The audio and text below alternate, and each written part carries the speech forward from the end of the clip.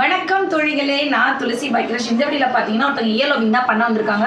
So இந்த side பாருங்கள், நார்மலாக வந்து சின்னதாக தாங்க அவங்களுக்கு காதே ஆல்ரெடி அவங்களுக்கு சின்னதுன்றனால சின்ன வயசில் பெரிய பெரிய தோடு போட்டுட்டு வந்து இழுத்துக்குச்சு.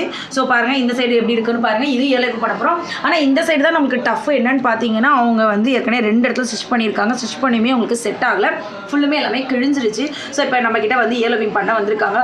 ஸோ கிழிஞ்சிருந்தால் வந்து ஒரு 75% வந்து நம்ம ஷூரிட்டி கொடுக்க முடியாது, ஒட்டாதுன்னு சொல்லிட்டு ஒரு 25% வந்து நம்ம எதிர்பார்க்கலாம். ஏன்னா இவங்க ஸ்கின் கொஞ்சம் இருக்கிறனால நம்ம ஒட்டி பார்க்க போகிறோம், ஜஸ்ட் ட்ரை தான். ஆனால் இந்த சைடு பார்த்தீங்கன்னா கண்டிப்பாக வந்து இயர்லபிங் பண்ணிங்கன்னா உங்களுக்கு க்ளோஸ் ஆயிரும். இந்த சைடு நம்ம ட்ரை பண்ண போகிறோம். ஸோ எப்படி பண்ணுன்றதை பார்க்கலாம் வாங்க. அந்த லோஷன் வந்து அப்ளை பண்ணும்போதே உங்களுக்கு தெரியும் அந்த ஸ்கின் வந்து எப்படி ஒட்டுதுன்னு. ஒரு 5 மினிட்ஸ்க்கு பார்த்தீங்கன்னா ஒரு சின்ன எரிச்சல் இருக்கும். இதுக்கு கிழிஞ்சிருக்கனால நம்ம லோஷன் வந்து நிறையாவே அப்ளை பண்ணணும். அப்போ தான் வந்து ஸ்கின் வந்து நல்லா ஒட்டும்.